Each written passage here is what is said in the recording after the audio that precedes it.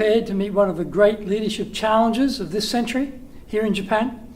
Hello, my name is Greg Story. I'm the president of Carnegie Retraining here in Japan and also the best-selling author of Japan Sales Mastery, #1 on Amazon. We are about to go into a very, very torrid time for leaders. We're going to find that the competition for talent is going to become enormous. And what will be the difference between success and failure in recruiting the talent, but more importantly, in keeping the talent? And I say that because, roughly speaking, recruiting will be an even playing field, more or less, around what people get paid in salaries and work conditions. So it's going to depend on the brand of the company, it's going to depend on the size of the company, the type of work that's being done. So amongst your competitors, that's going to be pretty much even Steven, I would say. You're not going to have too much of an advantage in that regard.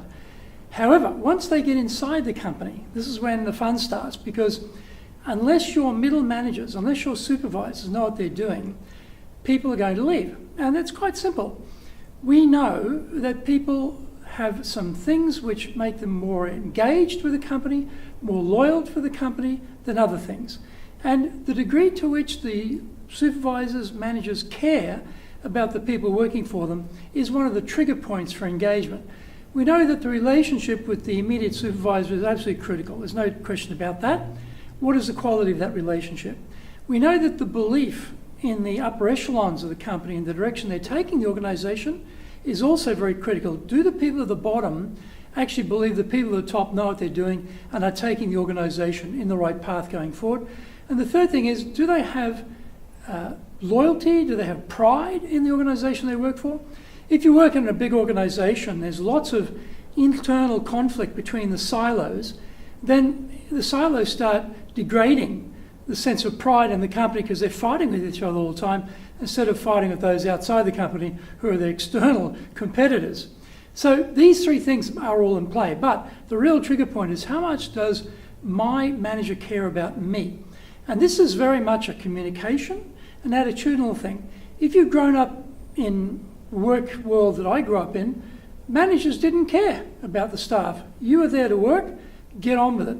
I'm not here to coddle you and suck up to you. You're here to work. If you don't like it, there's the door. Don't like my way, there's the highway. That has changed. That has changed. There's a shortage of workers, there's a shortage of people. So that whole gamut of do it my way or out, that's gone. We've got to start thinking about, are our leaders, particularly our supervisor level leaders, really tuned up to what's coming, and are they able to have the communication skills and the coaching skills to give the people working for them the confidence that this is where I want to stay? Because the grass is always going to seem greener on the other side of that fence, and you're going to have a whole bevy of recruiters swarming around trying to lure people to change companies and go to another, basically be your competitor. So if that's what you want, and see people out the door and then have basically a long period of time of replacing them and then training up the new people staring in front of you, that's probably a pretty tough order to be looking down the barrel of. So we really want to be making sure we maintain and retain the good people we've recruited. And that's going to come down to the ability of the leader to have an ability to coach people, not just giving out orders, but actually coaching people, actually helping them with their development, actually taking an interest in their development. That's going to be critical. And having the communication skills to show them praise and appreciation for what they're doing today. And ask them to step up and give them delegated tasks which help them grow. Not that they feel this is a punishment, this is the boss copping out and dumping their workload on me, who, by the way, is already feeling very busy, don't need any more work, thank you. A whole raft of things have got to happen there around getting people to innovate, and when people don't innovate, it's usually because either they're scared to put their ideas forward, or the way of asking for the innovation is so basically poor that people don't know how to respond properly and give their best ideas. So get the innovative ideas out there, get people engaged, get them thinking about the future of the company, coach them to step up in the company if they see a career path there, communicate with them to show the appreciation. Whole range of things have got to go on there that will mean the difference between keeping people and losing people. And here's the question. Are the middle managers in your organisation fully tooled up and able to do that? Do they have the coaching skills? Do they have the communication skills? Do they have the smarts to even understand this is their role? Because this is where the rubber meets the road. The person you're reporting to has a huge impact on how you feel about the organisation. And if that's working, then you're more likely to stay. If it's not working, you're more likely to leave.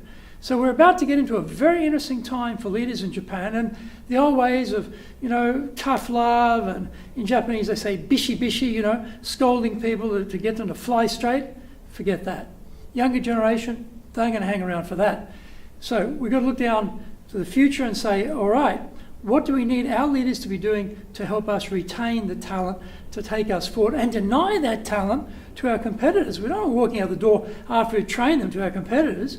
No, we want to actually get their good people to come to us because we're expanding and we need new talent. All coming down to the leadership responsibility of the immediate supervisor. Are we ready? If we are ready, life will be good.